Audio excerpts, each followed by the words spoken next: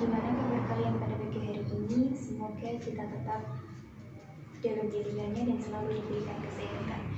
Oke, perkenalkan, saya Amalina Rosyada atau biasa dipanggil Alin. Dan pada kesempatan pagi hari ini, kita akan melakukan layanan bimbingan klasikal dengan tema tips memilih jurusan di perguruan tinggi. Tujuannya apa sih kita mempelajari tema tersebut pada pagi hari ini? Tujuannya adalah agar kalian mampu memilih jurusan di perguruan tinggi sesuai dengan kondisi dan juga kemampuan kalian. Sebelum kita memasuki materi, alangkah lebih baiknya kalau kita melakukan ice breaking terlebih dahulu. Jadi ice breakingnya adalah seperti ini. Saya hadir untuk datang dan bersemangat.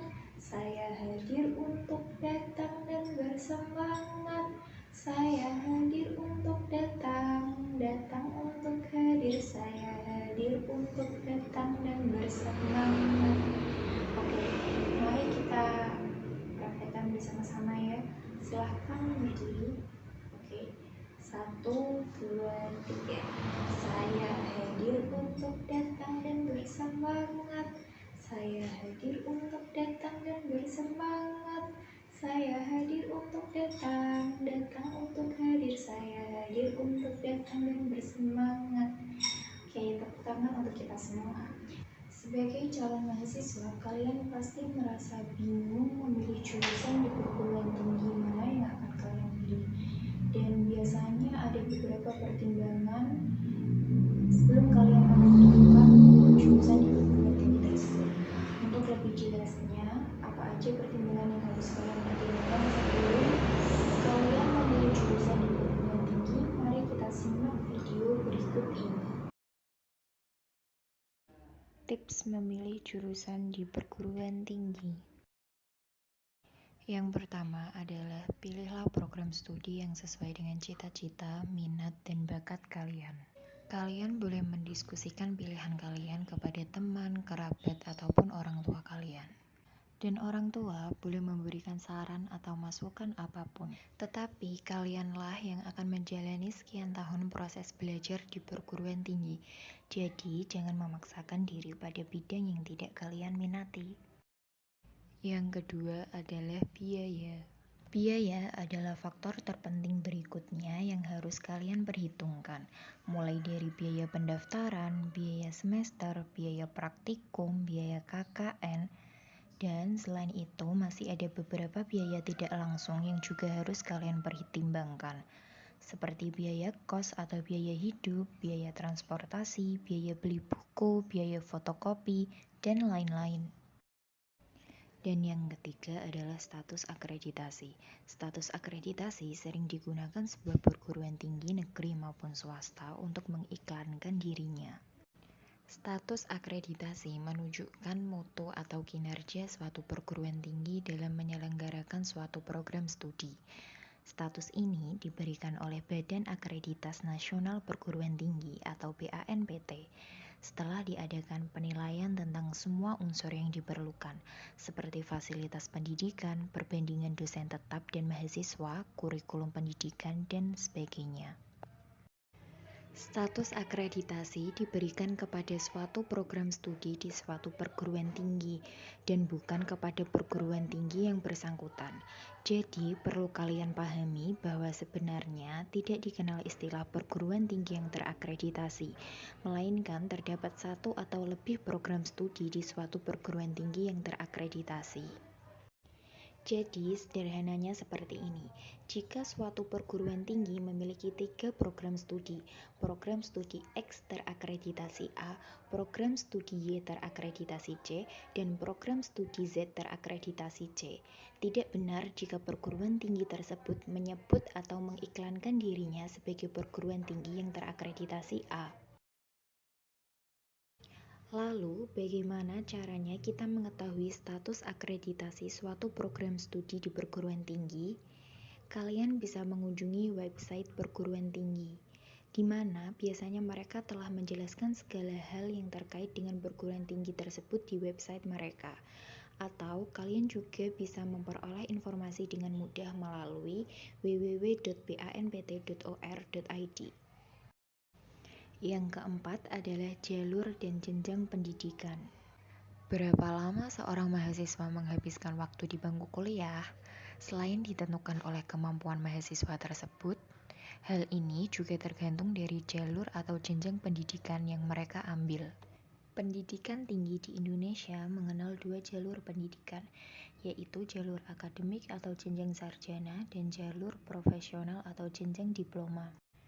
Jalur akademik atau jenjang sarjana lebih menekankan pada penguasaan ilmu pengetahuan, membutuhkan waktu minimal 8 semester, dan lulusannya memiliki kesempatan untuk terus mengembangkan ilmunya ke jenjang yang lebih tinggi. Sedangkan jalur profesional atau jenjang diploma lebih menekankan pada penerapan keahlian tertentu, membutuhkan waktu 2 semester untuk D1 dan 6 semester untuk D3, dan lulusannya dipersiapkan untuk langsung memasuki dunia kerja, bukan untuk melanjutkan pendidikannya ke jenjang yang lebih tinggi, meskipun sekarang ada program lintas jalur dari diploma ke sarjana. Yang kelima, gelar dan sebutan. Setelah lulus, seseorang akan mendapat ijazah dan gelar akademis atau sebutan profesional, seperti sarjana sains atau SSI, sarjana hukum atau SH, sarjana ekonomi atau SE, dan ahli media komputer atau AMD.Com. Gelar akademis diberikan kepada mereka yang menyelesaikan pendidikan melalui jalur akademik atau jenjang sarjana, sedangkan bagi yang menempuh jalur profesional atau jenjang diploma tidak memperoleh gelar akademis, melainkan sebutan profesional. Yang keenam, cari informasi secara detail mengenai PTN atau PTS yang kalian minati, mulai dari fasilitas pendidikan yang meliputi laboratorium, perpustakaan, ruang kelas. Mahasiswa tidak hanya dituntut untuk menguasai wawasan keilmuannya, tetapi juga diharapkan dapat menerapkannya di lapangan, terlebih untuk jalur pendidikan profesional yang lebih bersifat aplikatif dan menekankan pada keterampilan. Perhitungkan juga jumlah mahasiswa yang harus menggunakan fasilitas tersebut. Kualitas dan kuantitas dosen. Undang-Undang Pendidikan Tinggi mensyaratkan tercapainya perbandingan antara dosen tetap dan mahasiswa adalah 1:30 untuk bidang sosial dan 1:25 untuk bidang ilmu alam. Kalian perlu mengetahui banyaknya dosen tetap di suatu perguruan tinggi. Perhatikan juga berapa dosen yang bergelar S2, S3, atau yang sudah bergelar profesor. Bagaimanapun juga, kualitas mahasiswa sangat ditentukan oleh kualitas keilmuan dosen. Yang ketujuh, pahami prospek kerja atau karir maupun studi lanjutan dari program studi yang dipilih. Jurusan Administrasi, program studi Administrasi Fiskal, mempelajari penggalian dan pengelolaan sumber kekayaan dan keuangan negara, terutama dari sektor perpajakan. Prospek karir, pegawai negeri di lingkungan Departemen Keuangan, staf keuangan di lembaga pemerintah non-departemen, konsultan pajak di perusahaan swasta, dan lain-lain.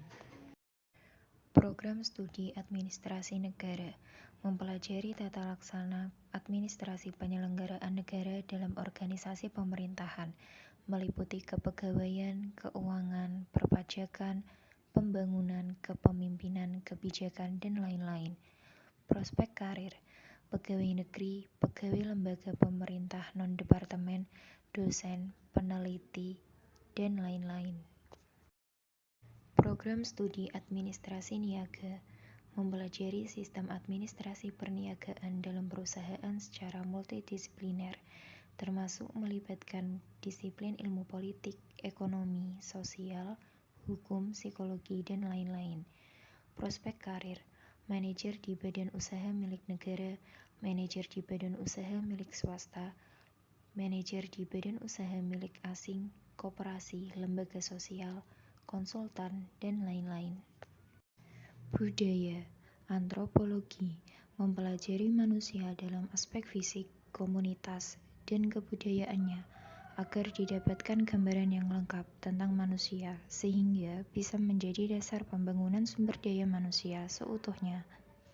Prospek karir, antropolog, dosen, peneliti, konsultan pembangunan, dan lain-lain. Arkeologi mempelajari artefak atau peninggalan manusia di masa lampau dan fosil untuk memahami dan merekonstruksi peradaban dan kebudayaannya beserta segenap aspeknya. Prospek karir, arkeolog, dosen, peneliti, konsultan pembangunan, perusahaan eksplorasi peninggalan sejarah, swaka purbakala, museum, jurnalis, dan lain-lain. Ilmu sejarah bertujuan melahirkan ahli sejarah yang selalu berpikir kritis dan mampu menulis sejarah dengan benar berdasarkan cara tradisional, konvensional, dan modern dengan melibatkan tinjauan dari aspek politik, ekonomi, dan budaya. Prospek karir, sejarawan, guru, dosen, peneliti, aktivis LSM, budayawan, dan lain-lain. Ekonomi, akuntansi, mempelajari pembukuan atau administrasi transaksi keuangan, perancangan sistem keuangan, pemeriksaan dan evaluasi kinerja keuangan organisasi usaha, organisasi sosial, dan birokrasi. Prospek karir, akuntan publik, akuntan pariwisata, akuntan pemerintah, akuntan pendidik.